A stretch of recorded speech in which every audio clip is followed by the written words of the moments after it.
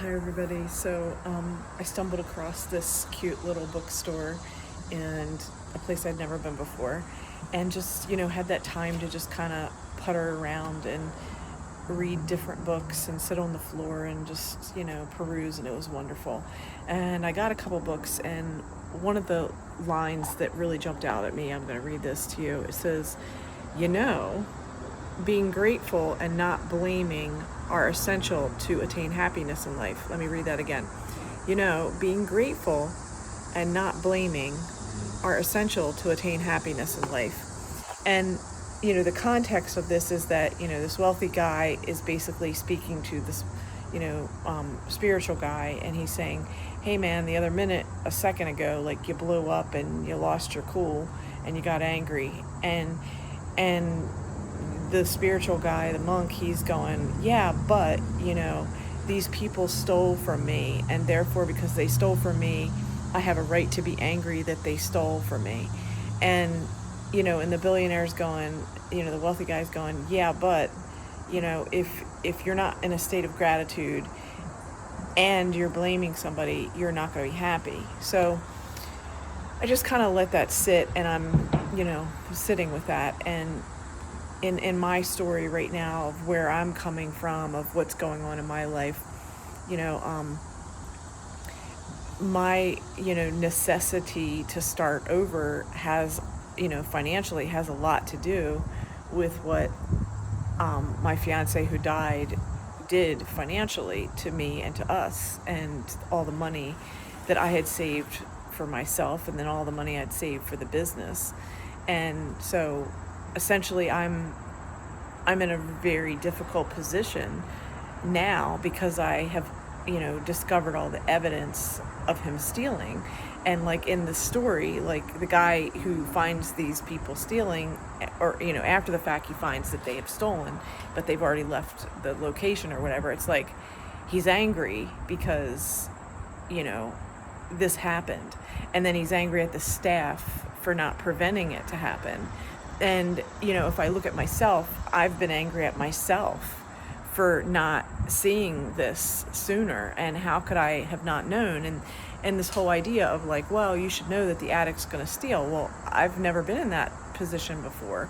My understanding of addicts was through a lens of alcoholism, and alcoholics act extremely different than drug addicts. Drug addicts are extremely manipulative, and it's a whole different game. And I just didn't know, so even though I didn't know, the fact that I'm in a financial position now that I have to start over, it's like I'm angry that, why didn't I catch it? I'm angry, why didn't other people in my life, pick up on it? Like, why, like, how come? But the reality is, I just didn't know. I didn't know that this was part of what heroin addicts do. I didn't know that he was in active addiction because he told me that he wasn't. And everything in our life and all the people and support in our life made it seem like he was good and he was okay.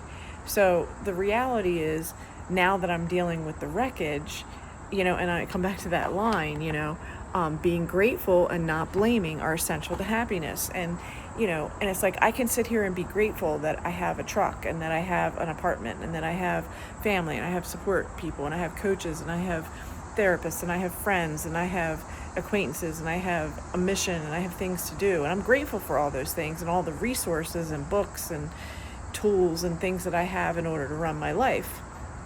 And then, I'm like,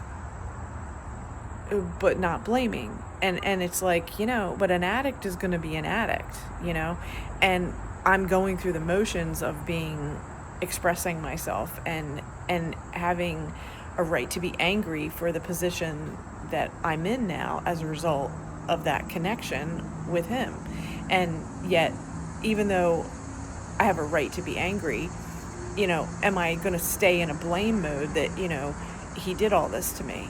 And the point is, I am actively taking responsibility and personal responsibility for what I have to do to start over, and what do I have to do to, put myself in the next moving forward, strategies.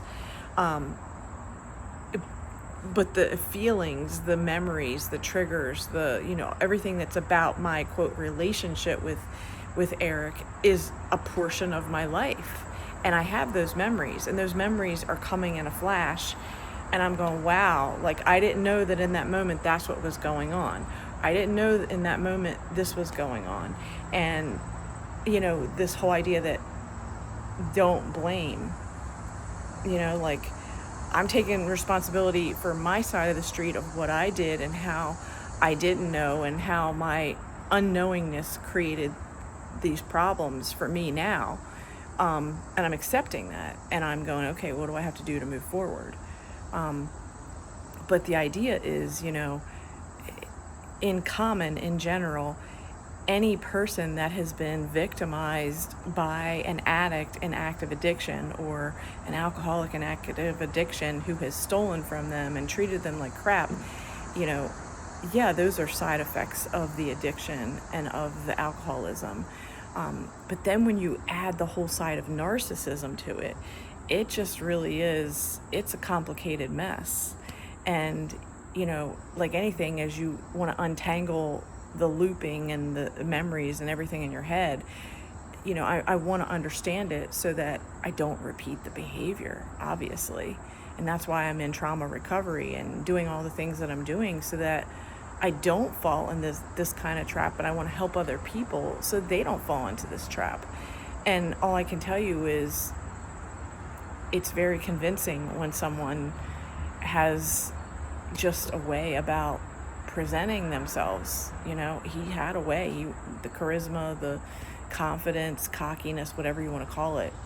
He made it seem like everything that he was doing was for our good and for my benefit and for his benefit, and that it was all in unity, and that it was in love and it was for God. And the whole point is the whole thing was a big fat lie,